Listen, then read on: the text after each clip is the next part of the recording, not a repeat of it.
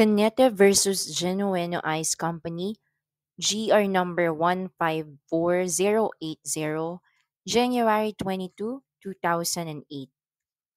This is for civil procedure, specifically on Rule 8, manner of making allegations in pleadings.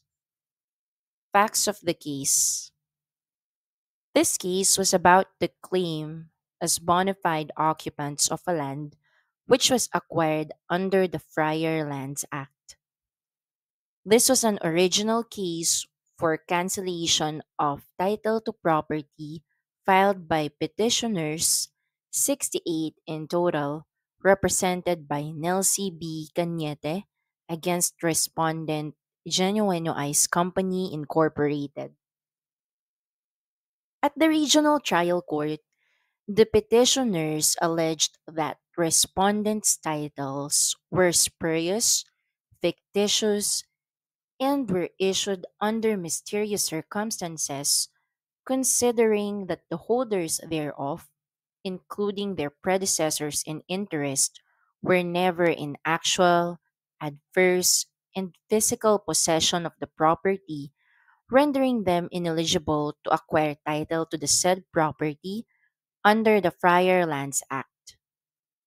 On the other hand, the respondent Genuino Ice Company Incorporated filed a motion to dismiss on the ground that, among others, the complaint states no cause of action because petitioners were not real parties in interest. The regional trial court ruled in favor of the petitioners and denied the motion to dismiss. Motion for reconsideration was likewise denied. The petitioners filed a second amended complaint before the regional trial court seeking to annul additional titles of the respondent. The petitioners also added several causes of action and remedies. Again, the respondent filed a motion to dismiss on the same grounds. Among others, the complaint states no cause of action because petitioners were not the real parties in interest. However, the regional trial court still ruled in favor of the petitioners and denied the motion to dismiss. And again, the motion for reconsideration was denied. On further appeal, the respondent filed a petition for review on certiorari before the Court of Appeals. The Court of Appeals granted respondent's petition and dismissed petitioner's second amended complaint for failure to state a cause of action. Hence, petitioners filed a petition for review on certiorari before the Supreme Court, which sought to set aside the decision of the Court of Appeals.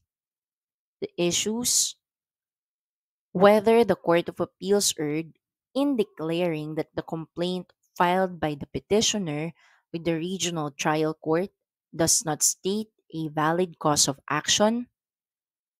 Number two, whether the Court of Appeals erred in declaring that the petitioners are not the real parties in interest. Ruling as to the first issue, the Supreme Court said no. The Court of Appeals did not err in declaring that the complaint filed by the petitioners with the regional trial court does not state a valid cause of action. The basic rules of proper pleading and procedure require that every pleading shall contain in a methodical and logical form a plain, concise, and direct statement of the ultimate facts on which the party pleading relies for his claim or defense, as the case may be. Omitting the statement of mere evidentiary facts, and in all averments of fraud or mistake, the circumstances constituting fraud or mistake must be stated with particularity. In this case, the Supreme Court said that the petitioner's second amended complaint betrays no more than an incomplete narration of facts unsupported by documentary or other exhibits. The allegations therein partake of conclusions of law unsupported by a particular averment of circumstances that will show why or how such inferences or conclusions were arrived at. It is replete with sweeping generalizations and inferences derived from facts that are not found therein. While there are allegations of fraud upon the claim that the subject titles were fictitious, spurious, and obtained under mysterious circumstances, the same are not specific to bring the controversy within the trial court's jurisdiction.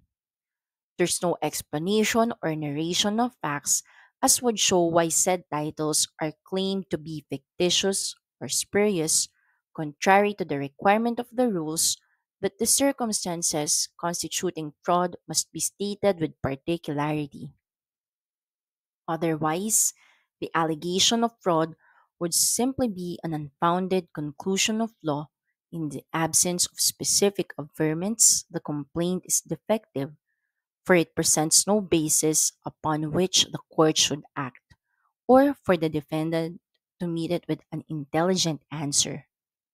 Therefore, the Court of Appeals did not err in declaring that the complaint filed by the petitioners with the regional trial court does not state a valid cause of action.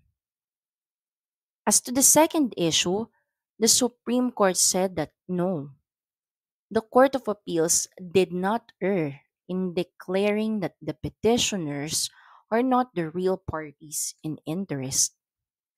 Under Rule 3, Section 2 of the Rules of Court, a real party in interest is the party who stands to be benefited or injured by the judgment in the suit or the party entitled to the avails of the suit. In this case, petitioners did not pray to be declared owners of the subject property in their second amended complaint, despite their alleged adverse possession, but only seek to be adjudged as the bona fide occupants thereof. In other words, petitioners conceded the state's ownership of the property. Being so, petitioners may not be considered the real parties in interest for the purpose of maintaining the suit for cancellation of the subject titles. The Court of Appeals is correct in declaring that only the state, through the Solicitor General, may institute such a suit. If petitioners are to be believed, they would possess a mere inchoate interest in the properties covered by the subject titles, a mere expectancy conditioned upon the fact that if the question titles are cancelled and the property is reverted to the state, they would probably or possibly be given preferential treatment as qualified buyers or lessees of the property under the Friar Lands Act. But this certainly is not the interest required by law that grants them license or the personality to prosecute their case. Only to the state does the privilege belong. Therefore, the Court of Appeals did not err in declaring that the petitioners are not the real parties in interest. In applying the foregoing, the petition was denied and the Court of Appeals decisions were affirmed.